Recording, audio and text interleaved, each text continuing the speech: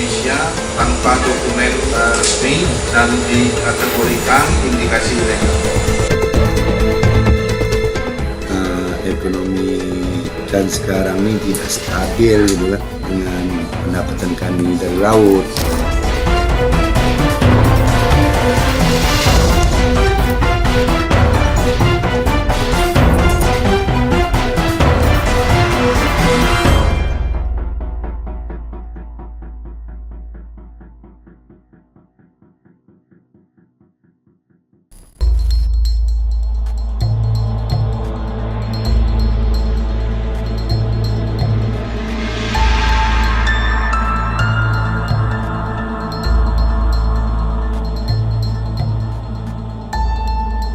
Provinsi Kepulauan Riau memiliki 92% lautan dan 4% daratan yang terbagi dalam 7 kabupaten kota. Dengan dikelilingi lautan, seharusnya Kepulauan Riau bisa menjadi lumbung industri perikanan nasional. Namun kenyataannya, masih ada yang melancarkan praktek impor ikan ilegal masuk ke Batam, Kepulauan Riau dengan tujuan keuntungan. Pangkalan Pengawasan Sumber Daya Kelautan dan Perikanan PSDKP Kota Batam akhir bulan Mei kemarin berhasil mengamankan 4 ton ikan impor ilegal di PT Sumber Laut Alam yang berlokasi di Tanjung Pungkur. Perusahaan unit pengolahan ikan ini dicurigai akan menjual ikan impor tersebut yang telah dibekukan tanpa izin ke pasar tradisional di Kota Batam. Aktivitas ilegal ini sebenarnya menguntungkan siapa? Masyarakat atau pengusaha? Untuk mengetahuinya, tim Yunus Reportase menyajikan liputannya.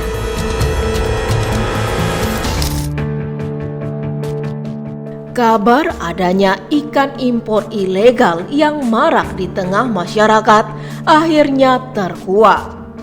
PSDKP Kota Batam 31 Mei 2024 lalu menemukan box es yang berisi ikan tongkol dan selar beku saat melakukan pengawasan di gudang PT Sumber Laut Alam.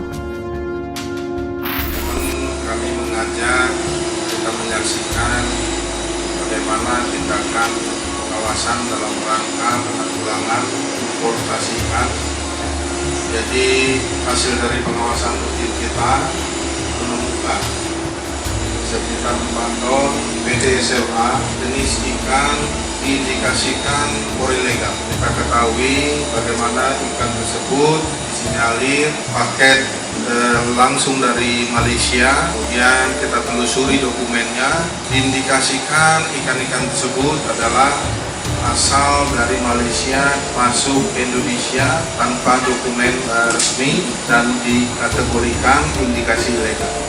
Dan tentunya hal ini perlu dilakukan pencegahan untuk masuk ke pasar Indonesia, sehingga Dinas Perikanan melakukan tindakan lain berupa penyegelan hari ini untuk dilakukan penyelidikan lebih lanjut sehingga dapat menemukan kira-kira ilegal tersebut sehingga dapat dilakukan tindakan terhadap penanganan lebih lanjut. Jadi pemasukan ikan dari manapun harus sesuai aturan dan ketentuan.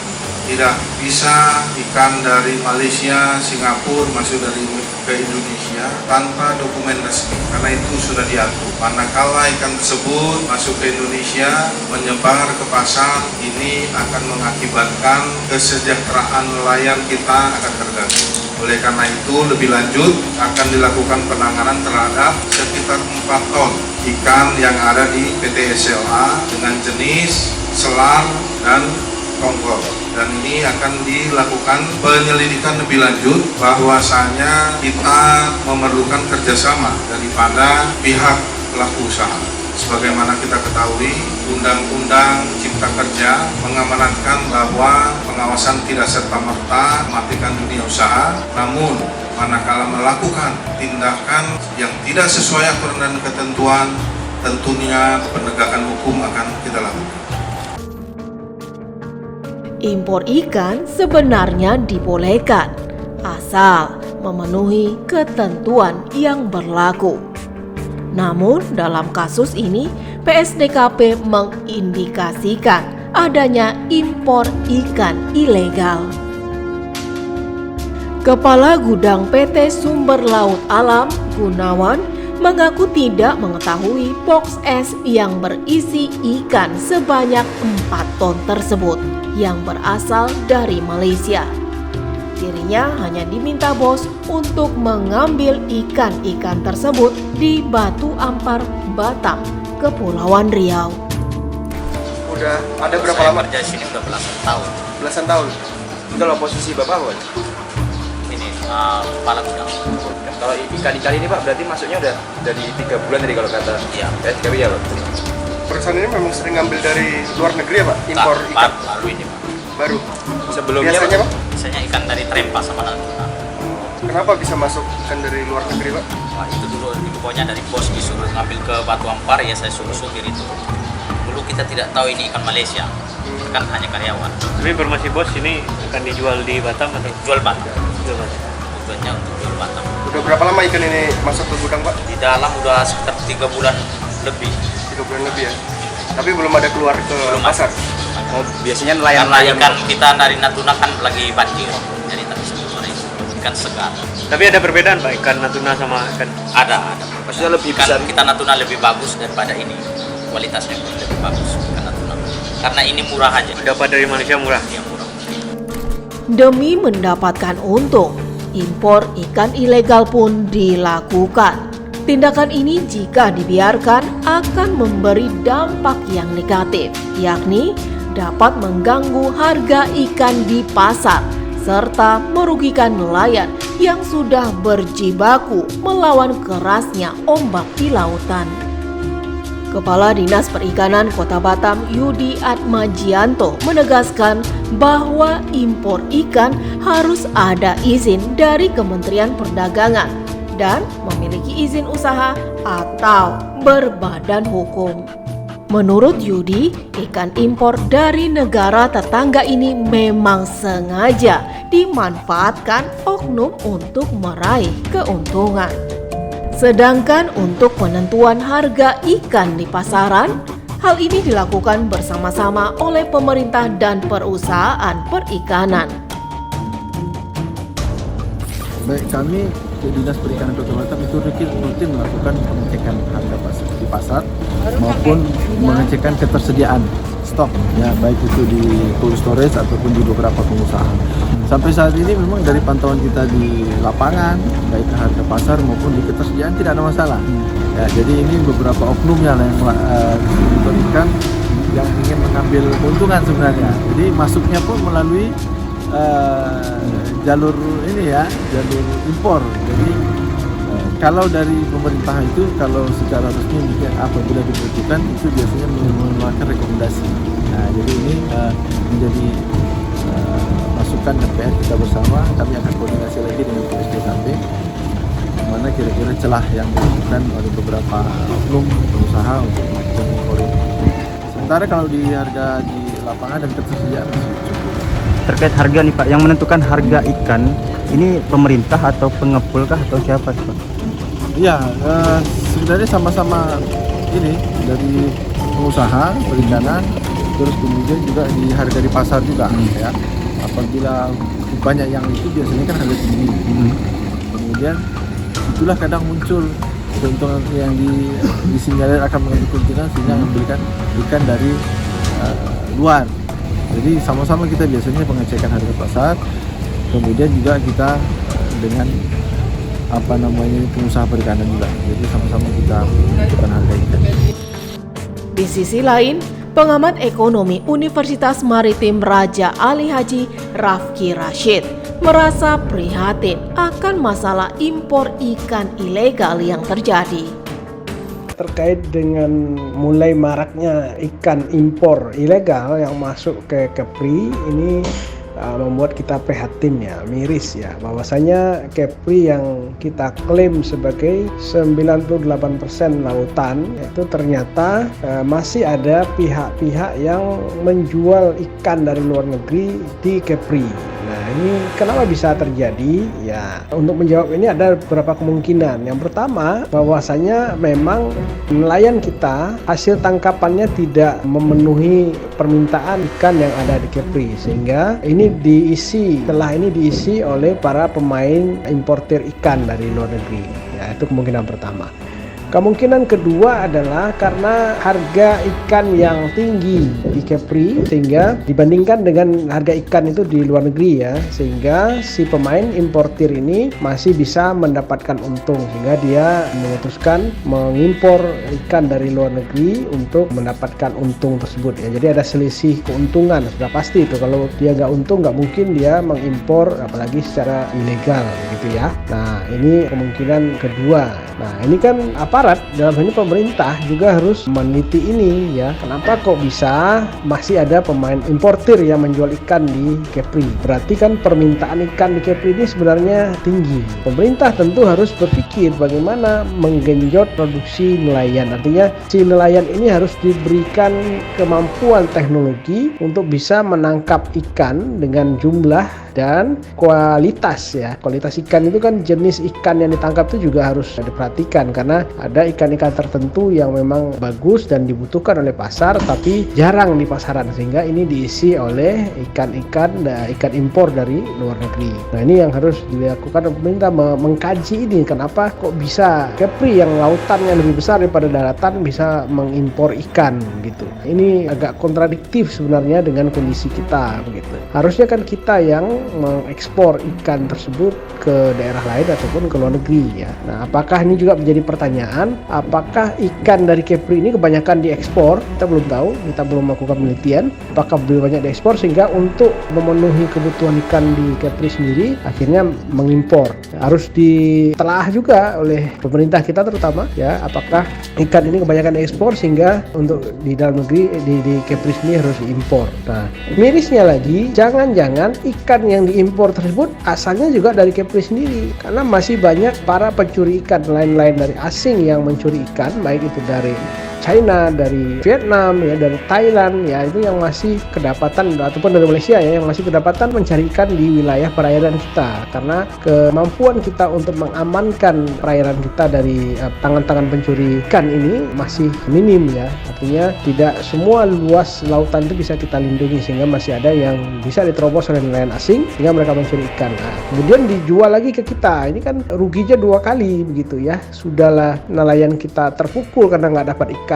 Nah, nelayan kita juga terpukul karena harga ikan sudah pasti akan jatuh ya ketika ikan impor itu banjir ya kan. Yang berbahaya dari importir ikan itu adalah kalau harganya murah, maka harga ikan di pasaran juga akan menjadi murah, dan kalau jumlahnya banyak, maka harga pasaran ikan di Kepri juga akan turun, sehingga pendapatan dari para nelayan itu juga akan turun. Nah, akibat kondisi ini, nelayan juga mengalami kesulitan karena banjir ikan impor. Ditambah lagi permainan dari para broker atau tengkulak yang membuat pendapatan nelayan menjadi kecil. Untuk mengetahui harga ikan di pasaran, tim Yunus Reportase mengunjungi pasar ikan di beberapa daerah, mulai dari Batam, Bintan, Tanjung Pinang, dan Karimun. Harga ikan selar sekarang berapa bang per kilonya? 40 bang, yang kecil 40. Kalau yang sedang atau besar dia 45, 50 gitu lah. Kalau ikan tongkol berapaan bang? Tongkol putih. Ya, tongkol biasa yang putih 35. 35.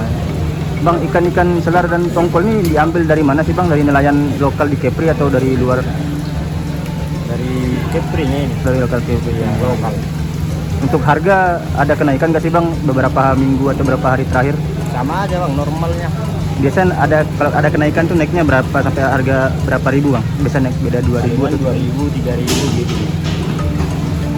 Untuk penjualan sendiri bagaimana? Gitulah bang. Sehari bisa laku sampai berapa kilo bang? Biasanya di stok berapa kilo? 10 kilo. 10 kilo. Ya, Kita nyediain stok sehari berapa? Kita nggak nyimpan stok bang, cuma sangkut mejanya aja. Kalau habis 10 kilo habislah, besok belanja lagi. Untuk di Kabupaten Bintan, harga ikan di pasar turun, sehingga penjual tidak bisa membeli ikan dari nelayan dengan harga tinggi. Normalnya ikan ini kan apa bang? Nah, itu normalnya berapa bang? Kalau normalnya ini 28, 30. Sekarang? Kita jual 25, itu pun masih berapa? Itu faktor apa bang? Pengiriman ke ini loh. Ini kan ada pengiriman. Ada ngaruh nggak bang sama ini ke nelayan harga Ngaruh besar kan? dari ini bang ya? Operasional nelayan. Kita jual harga tinggi kan nelayan udah jelas rendah. Jadi orang tuh nggak bisa kasih harga tinggi, kayak kita ini nggak bisa kasih harga tinggi ke nelayan. Kondisi yang sama juga terjadi di Tanjung Pinang.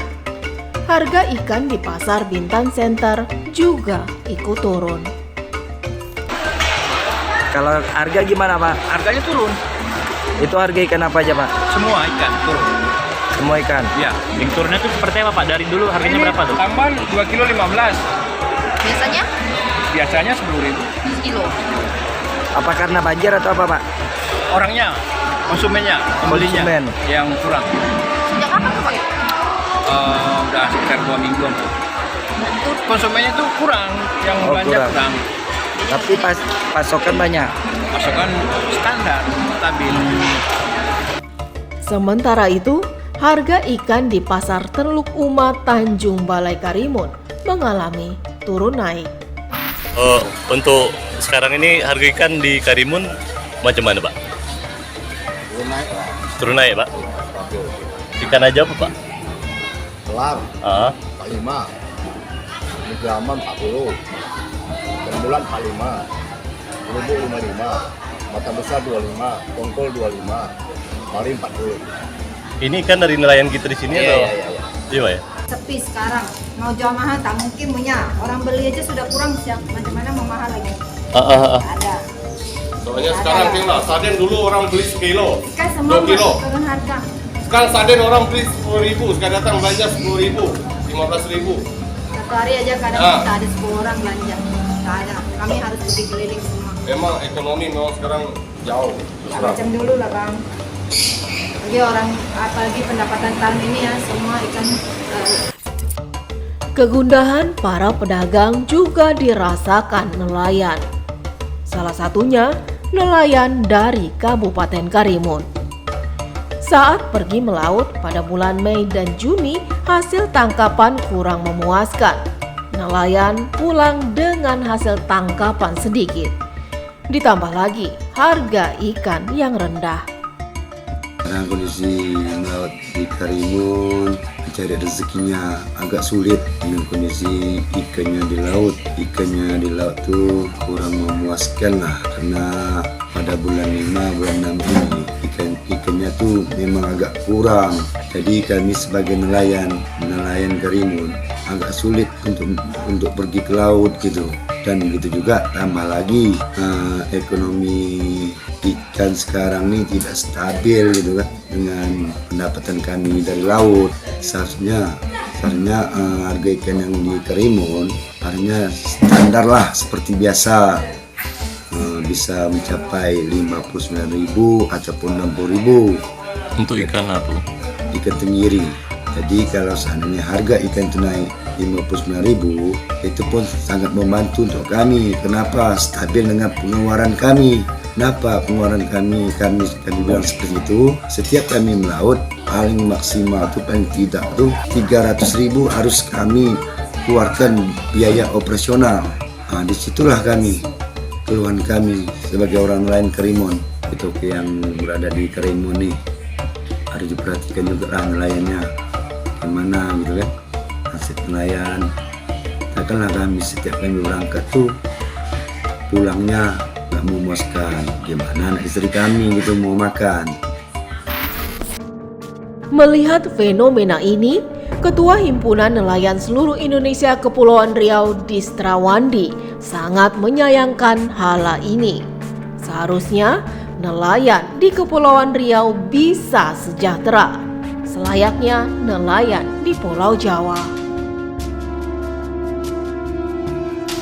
Nah, kalau menentukan harga ini sebenarnya pemerintah pusat. Karena Undang-Undang 23 tahun 2014 itu kewenangan itu kan 0 sampai 12 mil itu provinsi dan selanjutnya itu pusat, dan juga terkait dengan pemasaran ikan itu kan juga dihitung oleh pemerintah provinsi dan pusat. Nah, dalam hal ini sebenarnya memang agak lucu sih. Sebenarnya agak lucu kenapa kita nelayan kita di Kepri ini dikategorikan termasuk nelayan miskin, dan juga dibandingkan dengan nelayan-nelayan Pantura, nelayan Jawa sana, mereka sudah memiliki kapal besar dan apa segala macam. Apalagi dengan aturan PIT yang sangat memberatkan bagi nelayan Kepri terkait dengan PNBP 5-10% itu. Nah, kami dari NGO Nelayan dari HNSI Provinsi Kepulauan Riau, kami dalam hal ini meminta kepada pemerintah untuk meninjau kembali, yaitu pemerintah pusat terkait dengan pasca produksi nelayan itu yang dari GT 7 sampai ke atasnya yang dikenakan pajak sampai 30 GT dan juga sampai dan seterusnya. Terkait kita sangat menyayangkan dari pihak pelaku usaha perikanan atau pengampung ikan yang ada di Kota Batam yang menyalahgunakan wewenang dan izinnya untuk mengimpor ikan dari negara tetangga.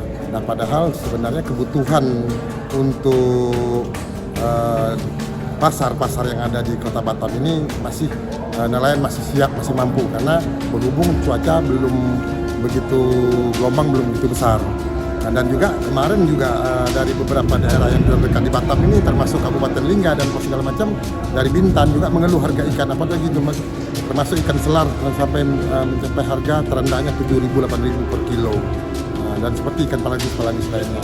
Tapi alhamdulillah sekarang setelah ditangkap sama SDKP itu harga ikan sudah mulai naik, dan kita ucapan terima kasih juga buat pemerintah yang terutama ke Dirjen PSDKP-nya sudah melakukan penangkapan dan membuktikan kepada masyarakat nelayan bahwasanya harga ikan sekarang alhamdulillah kembali normal. Untuk hal menentukan harga ikan ini juga perlu dipastikan, karena hari ini yang menentukan harga ikan adalah toke atau tengkulak dari masing-masing pengepul ikan. Ini bisa kita lihat dengan pembuktian yang mana toko satu dengan toko lainnya atau pasar satu dengan pasar lainnya sangat berbeda harganya. Mesti harus disiapkan oleh pemerintah dalam bentuk kepastian harga ikan untuk nelayan secara nasional tentunya, agar nelayan tidak khawatir ketika mendapat ikan yang banyak, agar nelayan tidak lagi ditakut-takuti dengan ikan banjir seperti itu ya. Hari ini nelayan bukan takut ke laut tidak dapat ikan, tapi nelayan khawatir ketika melaut banyak dapat ikan karena harganya tidak sesuai. Ketika pulang dengan hasil yang banyak, mereka dikatakan oleh toke mereka ikan banjir dan harga rendah sekali. Temuan 4 ton ikan beku asal Malaysia di PT Sumber Laut Alam Tanjung Punggur mendapat sorotan dari Ketua Komisi 2 DPRD Kepulauan Riau, Wahyu Wahyudin. Dirinya langsung bertemu ke PSDKP Batam. Kami memang ini pertama bersilaturahmi ya dengan PSDKP karena sudah lama juga kami tidak bersilaturahmi. Kemudian terkait dengan aduan dari masyarakat adanya ikan impor, jadi kami coba telusurin juga bersama-sama dengan PSDKP, dan saya cukup apresiasi ya yang setinggi-tingginya ke PSDKP atas hal ini. Mereka bisa melakukan tindakan yang luar biasa sehingga ini bisa untuk jadi kontrol juga. Kami sebenarnya mendorong pemerintah agar hadir dalam menentukan harga. Nah, sekaligus tadi juga ada bicara juga bagaimana dengan teman-teman dari PSDKP ini Kepri mengeluarkan regulasi terkait dengan aturan harga ikan. Nah, kalau pemerintah sudah hadir terkait dengan aturan itu, maka tidak ada lagi yang namanya tengkulak untuk memang dia mereka itu tetap untuk supaya satu hari itu mereka lah ya. Jadi nggak boleh gitu.